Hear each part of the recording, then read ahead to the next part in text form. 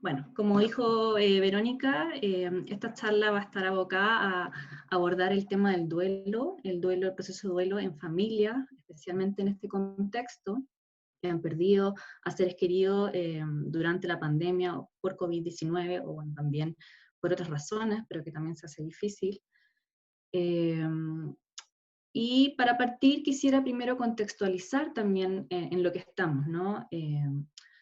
Acá pongo esta idea de que el mundo como lo conocíamos cambió. Yo creo que para todos, de alguna forma, el, este momento ha significado también una ruptura con la forma de ver el mundo que teníamos, y se ha visto trastocado nuestra vida en distintos ámbitos, ya sea en nuestras rutinas, en nuestros hábitos, en nuestras formas de relacionarnos con otros.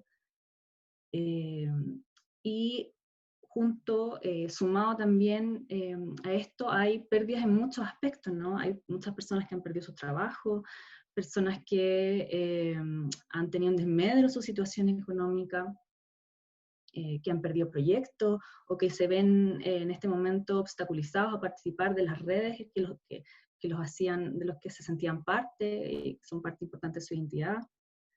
Las familias también se ven muy trastocadas, ¿no es cierto?, en sus dinámicas, en sus roles, el tema del cuidado, ¿verdad?, dentro de la familia se ha visto mucho más tensionado, ¿verdad?, ya no contamos con las instituciones para que los niños puedan asistir al colegio, jardín, en fin, como todas esas cosas también se suman, ¿no es cierto?, a un contexto donde, bueno, el aspecto más doloroso, ¿verdad?, que puede estar pasando las familias tiene que ver con una pérdida de algún familiar o algún ser querido, que además se da además en una realidad donde no podemos generar los rituales a los que estamos habituados, es decir, a poder acompañar a nuestros seres queridos de la forma que quisiéramos despedirlo. Se han generado una serie de restricciones sanitarias también en relación a eso, y además no contamos con el soporte de físico al menos, ¿no es cierto?, del contacto con los otros, ¿no?, que también es tan importante en una situación como esta. Cuando uno pierde a un ser querido, uno necesita ese contacto, ¿no?, necesita esos abrazos, necesita sentirse acompañado. Entonces eso también complejiza un proceso de duelo en este contexto. Yo les voy a hablar hoy de, bueno, qué entendemos por duelo, cómo se manifiesta el duelo, la familia en duelo, y cómo afrontar el duelo pensando en qué cosas pueden hacer los adultos para afrontar el duelo, y también las principales diferencias entre el duelo adulto y el duelo en niños. Me voy a abocar harto al tema de niños, ¿no es cierto?, y cómo podemos apoyar al duelo en niños y adolescentes, pensando que es un grupo particularmente vulnerable y en que muchas veces nos cuesta más pensar en cómo abordar esta temática. Y también mencionar algunos aspectos que nos pueden alertar de posibles complicaciones. Bueno, ¿qué es el duelo? El duelo es una reacción psicológica normal que ocurre ante la muerte de un ser querido o una pérdida significativa, ¿ya? Se habla de que uno va pasando por diversas etapas durante el duelo. En términos generales tiene que ver con primero aceptar, ¿no es cierto?, la realidad de la muerte, eh, poder trabajar las emociones que aparecen, que son muchas y muchas veces muy abrumadoras, aprender a vivir en un mundo donde esa persona ya no está, en todo lo que significa el cambio de roles que puede implicar, por ejemplo, dentro de un sistema familiar, y además recolocar al muerto en nuestra vida y seguir viviendo. Esto de recolocar significa poder darle un lugar emocional, un espacio emocional que nos deje tranquilo, pero para poder continuar con nuestra vida, pero dándole este espacio a la persona, como aceptar la pérdida y hacerla parte también de nuestra vida. Algunas consideraciones respecto a la familia en duelo, ¿ya? Cuando pensamos en el sistema familiar que ha perdido a alguien, un ser significativo, esta muerte va a implicar un proceso de crisis y una reorganización de la familia, ¿ya? La familia en el fondo se va a ver como con algunos cambios importantes que ya pueden ser, por ejemplo, sus formas de comunicarse, en su reorganización interna. Esto va a depender también de quién sea la persona que murió, qué va a pasar con el rol que cumplía esa persona. Hay que reorganizar eso en términos de los espacios, tanto simbólicos, pero también del día a día. Y todo eso requiere un tiempo, requiere, obviamente, es un proceso, Y puede que se produzca un fenómeno que es como de una mayor reagrupación de la familia, una intensificación del contacto con aquellos que están más cerca, sobre todo que la familia es extensa, y a veces las familias se vuelcan más hacia sí mismas y disminuyen el contacto con el entorno, ¿ya?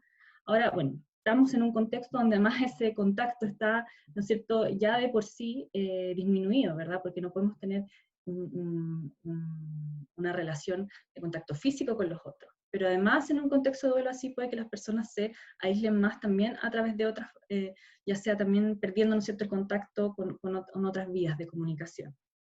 Y una tarea del sistema familiar va a ser justamente poder elaborar el duelo, es poder también permear más la familia respecto al exterior, es decir, poder implicarse también con el contexto.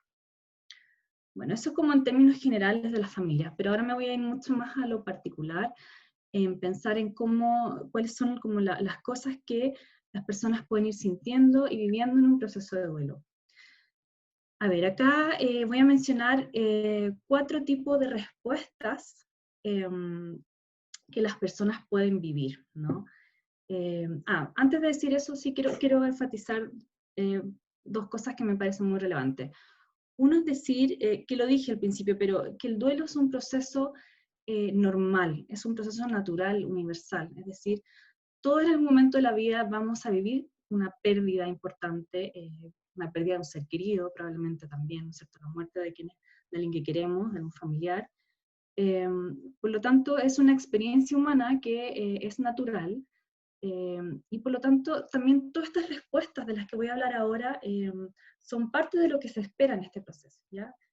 Quiero decir con esto que no tenemos que patologizar el duelo, ni decir que el duelo, en el fondo, estas respuestas están mal, ¿ya?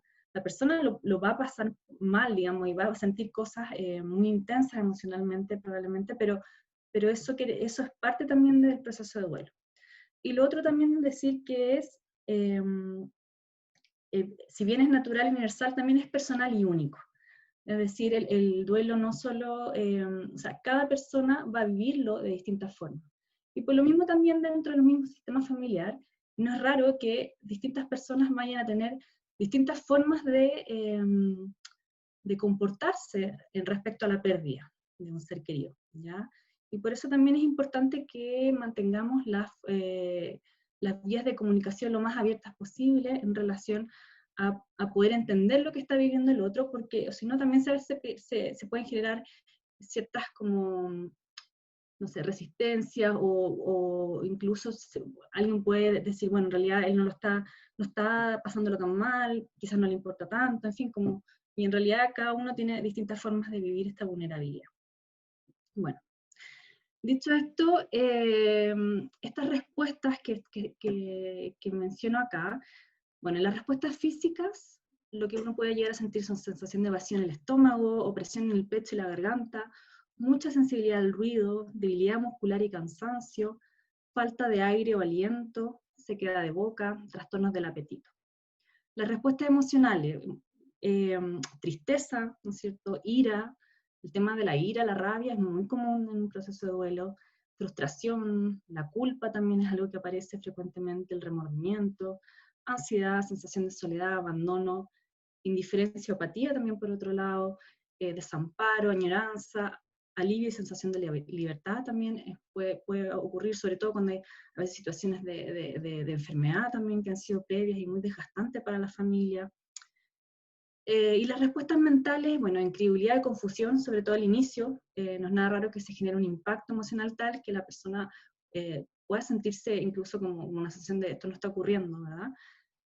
Preocupación constante y persistente, alucinaciones visuales o auditivas, también es algo normal que ocurra en un proceso de duelo, dificultad de atención, memoria y concentración. Y dentro de las respuestas conductuales, trastornos del sueño y la alimentación, retraimiento, aislamiento, soñar con la persona fallecida, suspirar, llorar, hiperactividad y agitación. No quiere decir que uno va a sentir todas estas, puede sentir algunas, otras no, pero sí lo que quiero mostrar en el fondo es que todo este abanico de respuestas son parte propia de lo que alguien puede vivir en un proceso de duelo. Y bueno, entrando un poco en hablar de cómo afrontar el duelo. como mencioné, el duelo va a implicar un desequilibrio para la familia, un desequilibrio en términos individuales, ¿no? Eh, que es importante y va a requerir un tiempo para la recuperación. Y lo que se esperaría de un proceso duelo que se logra elaborar es que permite adaptarse a la vida sin la persona querida y poder recordarlo de forma serena. Por otro lado, también enfatizar que el duelo es un afrontamiento, es un proceso activo, ¿ya? Existe como un poco el mito, o sea, no sé el mito, pero sí la idea de como que el tiempo lo cura todo, y en realidad lo que es importante aquí más que el tiempo en sí, lo que se haga en ese tiempo. O sea, hay cosas que uno puede hacer para estar mejor, hay cosas que uno puede hacer para ir elaborando el duelo. Y creo que eso también es importante tenerlo en cuenta. Y muy importante es expresar los sentimientos tanto positivos y negativos en un entorno seguro. O sea, poder tener este espacio de contención donde uno pueda hablar de lo que siente, ya de esta tristeza, rabia, culpa también se aparece, ¿no? Y también que uno tenga la posibilidad de tener sentimientos positivos, ¿ya? Eso también ocurre durante el duelo, que muchas personas cuando se empiezan a sentir bien, de algún modo pueden sentir como una sensación de culpa, o quizás quiere decir que estoy olvidando a la persona. Y la idea es poder ir integrando también el hecho de que uno también puede sentirse bien a pesar de estar en duelo. ¿Mm? Tener una actitud comprensiva y compasiva, teniendo en cuenta la pandemia actual. O sea, si pensamos en este contexto, hay muchas familias que lamentablemente no han podido acompañar a sus seres queridos, por ejemplo, en los procesos de hospitalización, donde el distanciamiento físico ha impedido, ¿verdad?, que uno pueda estar ahí presente con el otro, que muchas veces ni siquiera puedan acompañarlo en el momento de muerte. Todas esas cosas son súper difíciles para aquellos que la están pasando, y obviamente complican también el poder elaborar el duelo en un inicio, eh, porque va a aparecer probablemente como sensaciones a veces de culpa, de remordimiento, o de mucha frustración de no haber podido ser parte de ese proceso, no haber podido acompañar a la persona como se quisiera. Y ahí es importante recordar como el contexto, el entender que hay cosas que están fuera de nuestro control, y poder tener esta actitud más comprensiva y compasiva con uno mismo. Entender que lo que se está experimentando es normal, que también lo dije antes, pero lo recalco, ¿no? Como no es una enfermedad. Y por otro lado, una de las cosas que los seres humanos podemos hacer y que ayudan es realizar actividades simbólicas que ayudan en la elaboración de situaciones, por ejemplo, pendientes. Pensando justamente en este contexto donde a veces no se hayan dado las conversaciones que uno quería, o ha tenido espacios de despedida como quisiera, ¿no? Por ejemplo, poder elaborar una carta, o distintas formas que ayuden de alguna manera a dar como este espacio simbólico de elaborar estas prácticas. El autocuidado, no está más decirlo, pero bueno, uno tiene que tratar de, ojalá, mantener lo más posible como las cosas que uno le hacen bien, ¿ya? Y el tema de la alimentación, el tema de descansar, o sea, el cerebro, el cuerpo se está recuperando de una situación difícil, por lo tanto necesitamos ese espacio. El poder hacer cosas que uno lo gratificaban antes, también tratar de mantenerlas, ¿ya? Y por otra parte, aplazar decisiones importantes, es decir, cuando uno está con un impacto emocional, como lo que significa el duelo, sobre todo el primer tiempo, ¿no? Puede que tomar decisiones muy relevantes no sea tan oportuno, dado que no siempre van a ser tan adecuadas o acertadas quizás esas decisiones. Entonces, esperar un poquito a que uno pueda estar más equilibrado en ese sentido. Y eso quería decir a propósito de la foto, ¿no? Que tiene que ver con el proceso de duelo, ¿no? Porque hay como una sensación efectivamente de estar equilibrando permanentemente, y sentir que a veces uno se desequilibra también, ¿no? Eh, bueno, lo que les dije antes, el tema del diálogo familiar, la importancia de también poder justamente entender las diferencias entre los miembros. Y bueno, voy a pasar ahora al tema de los niños, ¿ya? Y acá, bueno, hacer algunos énfasis respecto a como a las diferencias importantes que existen entre el duelo adulto y el duelo infantil. Por un lado, lo primero es que la vida del niño no se interrumpe de igual forma que la de un adulto, ¿ya? Sigue su ritmo, sus actividades, en fin. Esto es más en general, ¿no? Yo sé que en este momento particular sí hay una interrupción para todos, ¿no? De muchas actividades. Ahora, igual los niños en general han mantenido, los que pueden, ¿verdad?, las clases de forma remota, en fin, pero lo que quiero sí transmitir es que el mismo hecho de que ellos mantengan ciertas rutinas y estas actividades es positivo para el proceso de duelo, ¿ya?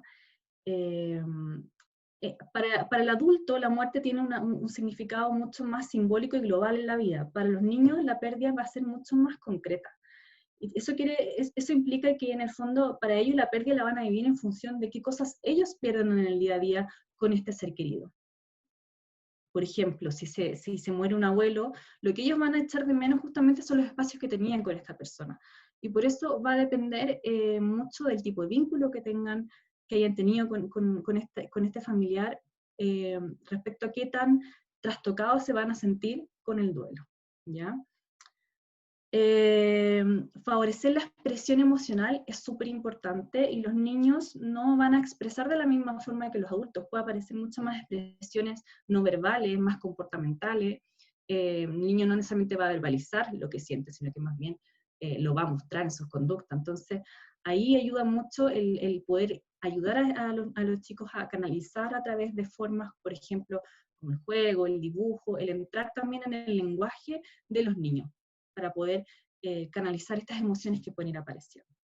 Y además tener en cuenta que el concepto de la muerte de los niños es limitado, dependiendo del desarrollo cognitivo que tengan. Entonces, también eso va a implicar que la forma en que les transmitamos la muerte, y también cómo la van elaborando, va a depender también de este desarrollo cognitivo.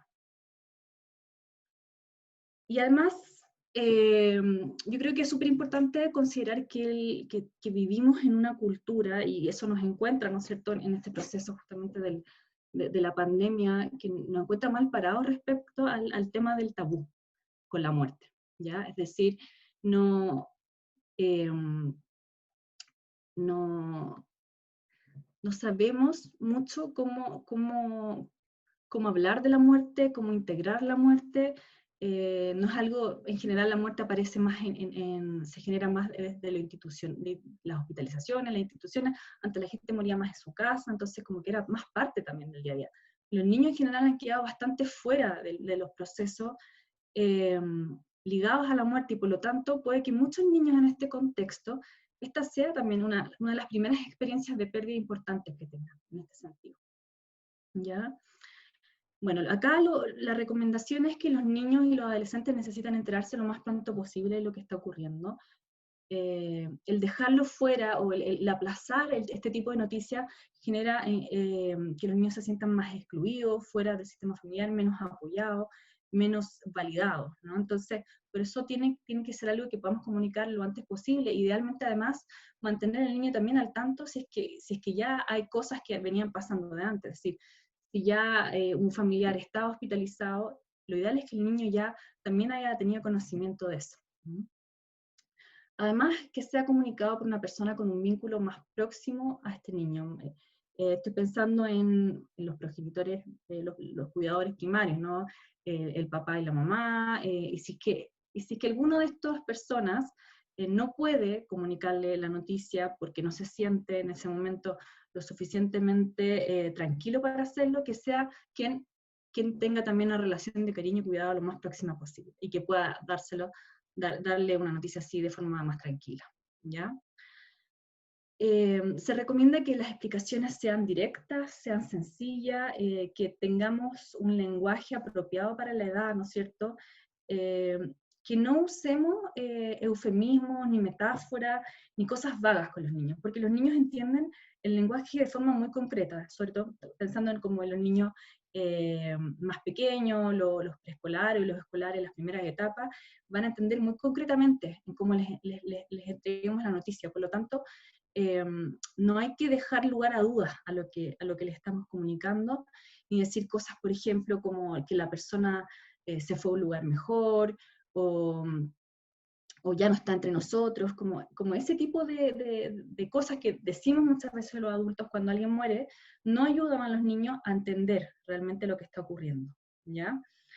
Hay que asegurarle además a los niños que ellos no tienen la culpa de lo ocurrido. Muchas veces los niños, sobre todo cuando son más pequeños, con el pensamiento mágico, tienden a atribuirse ciertas situaciones o no entender por qué alguien muere. Entonces, Por eso también es importante aclarárselo, ¿ya?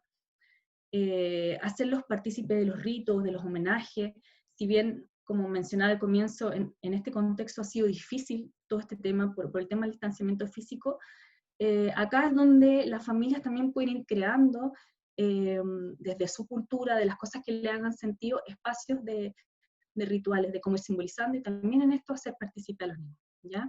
Y también se puede abordar las creencias religiosas con los niños, si es que todavía no se las ha introducido en eso, las familias que tengan estas creencias, pero siempre pudiendo transmitirle lo concreto también de la muerte, primero para que no se generen confusiones. ¿Mm?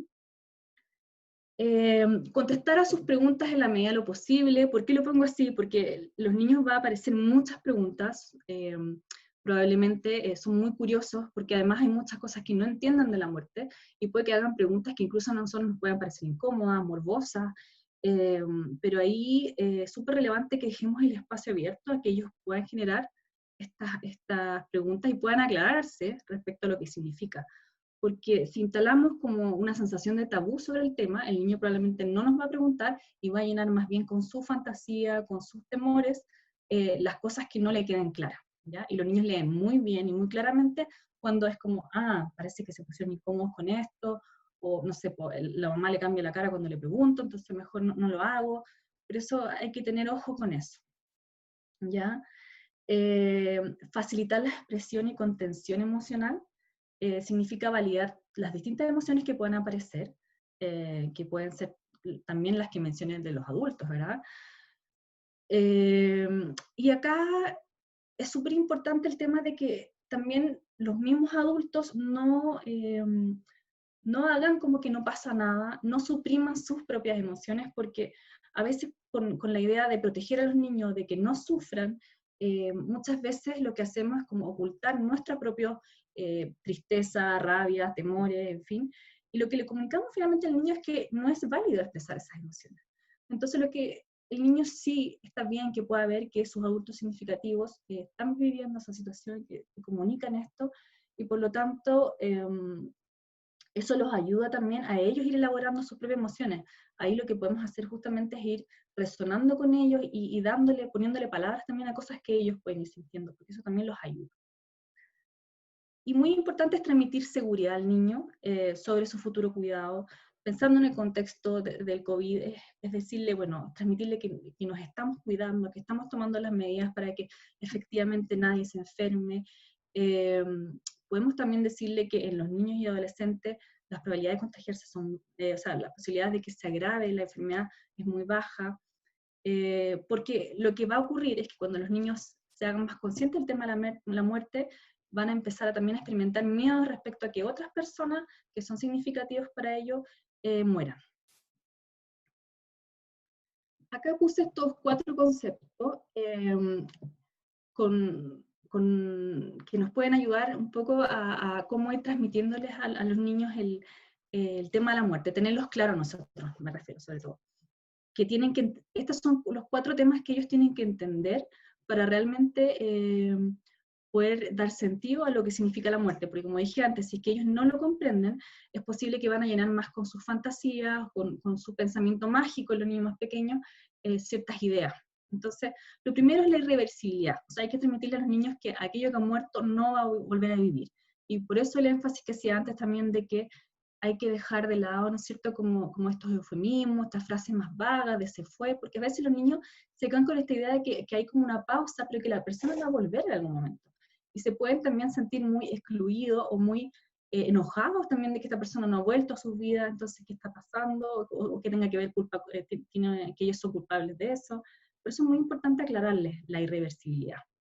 También el tema de la universalidad, y acá hay un tema más delicado, que es esto de que todos los seres vivos mueren en algún momento. O sea, el niño se va a empezar a hacer estas preguntas, y puede pasar que el niño nos pregunte a nosotros también si es que nosotros nos vamos a morir, o también si es que él se va a morir, ¿ya? Y estas cosas angustian a los niños, y acá es importante que le podamos dar información de una forma verídica, o sea, no se trata acá de mentirles, pero que los niños pueden ir asimilando. Y para eso un recurso que sirve tiene que ver con el poder darle una temporalidad a esto. Si yo le contesto a un niño, por ejemplo, entonces tú te vas a morir también. Cuando él entiende el tema de la muerte, yo le digo sí, de forma rotunda, ese niño se puede quedar con una idea de inmediatez. Entonces es súper importante que nosotros podamos aclararle que sí, me voy a morir algún día, pero ahí tú ya vas a ser muy grande, va a pasar mucho, mucho tiempo, tú ya te vas a poder cuidar solo, que son cosas que, bueno, que estadísticamente, de hecho, es lo más probable que ocurra, ¿ya? Entonces esas cosas pueden ayudar. Y por último, bueno, que el cuerpo deja de funcionar, es decir, explicarle que todas las funciones vitales se paran tras la muerte. Hay niños que pueden a veces pensar que, o tienen dudas, ¿no es cierto?, qué ocurre con el cuerpo en el ataúd, o el tema de la incineración. O sea, hay que explicarles muy claramente que el cuerpo ya no siente una vez que uno se muere. Y también que hay una causa, y a la muerte tiene una explicación y es física, ¿ya? Y las causas también ser concretos, porque a veces nosotros le decimos, no, se murió de un accidente, o se murió de una enfermedad.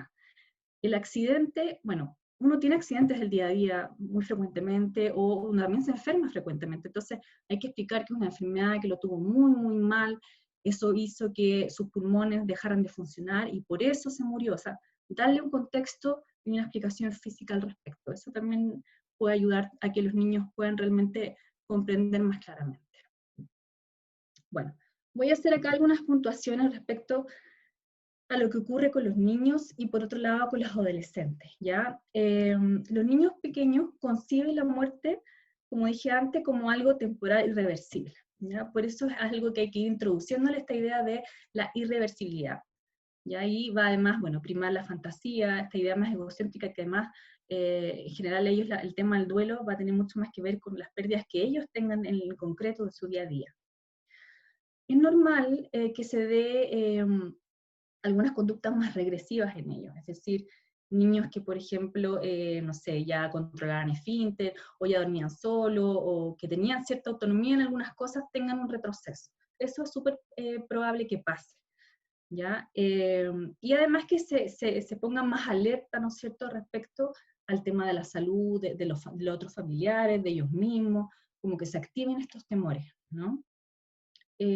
Por otro lado, que expresen emociones como la rabia, que estén enojados con el tema de la muerte, con el mismo coronavirus, eh, como aquí también el ir transmitiéndole que el poder ir a acoger, ¿no es cierto?, esas emociones, y como también validarlas como algo que es normal que ocurra.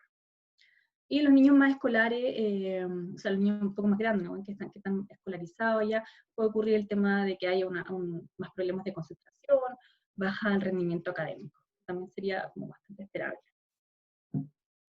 Bueno, en los adolescentes hay algunas distinciones. Bueno, ellos entienden todos estos componentes que yo les mencioné antes de la irreversibilidad, la universalidad, en fin, como eso ya cognitivamente los adolescentes ya lo entienden, ¿no? También todo lo que es el tema de los ritos, y acá es súper importante a los adolescentes hacerlos parte, ¿ya? O sea, entre más grande el niño, más podemos hacerlos parte de los ritos y de forma más activa también. Obviamente si ellos quieren, ¿no? Tampoco hay que forzarlo, pero sí es súper importante escuchar su opinión, que su opinión es válida, lo mismo que sus emociones, validar sus emociones. Eh, Ahora, es probable que el adolescente se muestre más reacio a querer hablar con nosotros del tema de la muerte y se refugie más en su grupo de pares, de lo cual pasa mucho en esta edad y está bien. Acá más bien es asegurar, ¿no es cierto?, el hecho de que nosotros le podamos dar un espacio abierto a que ellos conversen o decirle, mira, cuando tú quieras podemos hablar, como compartir en el fondo lo que te está pasando, pero sin presionarlo. O sea, acá es como la delgada línea entre no sobreproteger, ¿ya? Pero tampoco dejarlos totalmente solos. Ellos en general van a tener quizás más resistencia a mostrar su vulnerabilidad entre los adultos. Y puede ocurrir que haya también una baja del rendimiento académico, de la concentración. En esta edad los adolescentes empiezan a contemplar más su propia muerte y puede aparecer más fantasías respecto a eso, ¿no? A pensar más cómo sería si ellos se murieran, qué pasaría con esta pérdida. A veces hay adolescentes que empiezan a tener como esta idea de, bueno, si todo da igual, ¿no? Acá hay que tener cuidado igual con eso porque en el fondo hay que hacerlos conscientes de que no todo da igual y que en realidad sus actos siguen teniendo consecuencias. Hay adolescentes que van a pasar más hacia un lado más sobreadaptativo, que se dice como que quizás van a querer tomar un rol, como por ejemplo de la persona que murió, o como más adultizado, por decirlo así. Y hay otros que quizás van a entrar con conductas más desadaptativas, o más con consumo de alcohol o droga, que se puede acentuar, o que quizás puede comenzar y que no había comenzado antes. Ya estoy por cerrar, me quedan algunas poquitas cosas para dejar paso a las preguntas, pero solo quiero acá puntualizar el tema de los signos de alerta, que básicamente tiene que ver con cuando las cosas que mencioné se vuelven más,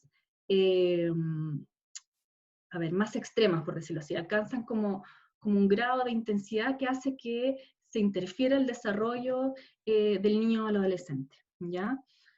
Por ejemplo, estoy pensando en los niños más pequeños, que estos miedos que aparecen ya se vuelvan a tal punto que ya no puedan realizar sus actividades, que no sé, que haya una bajada de peso muy importante porque no quieren comer, lo mismo con el tema del rendimiento académico, en fin, como todas estas cosas cuando ya, o mucha somatización también, hay que tener ojo a veces con los niños, como que puede empezar esto de que, bueno, me duele la guata, como que distintos dolores, y cuando ya esto se exacerba, hay que prestar atención. ¿Ya? Y lo mismo con los adolescentes, ¿no? Cuando las conductas ya se vuelven marcadamente adaptativas,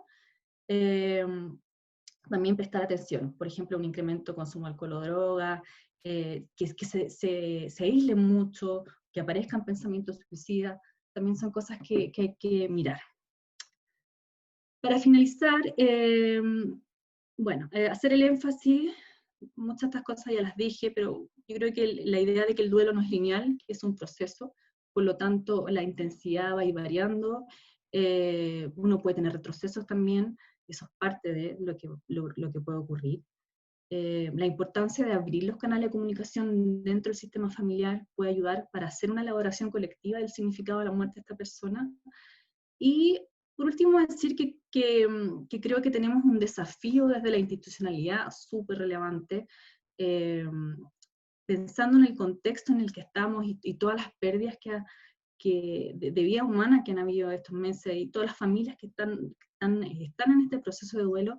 Yo creo que se hace imperante el hecho de que desde los distintos lugares, ya sea el colegio, de los espacios de trabajo, de las distintas redes e instituciones, podamos también pensar en formas como de ir conectando y poder ir integrando estas pérdidas también y ir elaborando y dando también espacios a rituales de una forma que haga sentido también desde la comunidad, ¿no?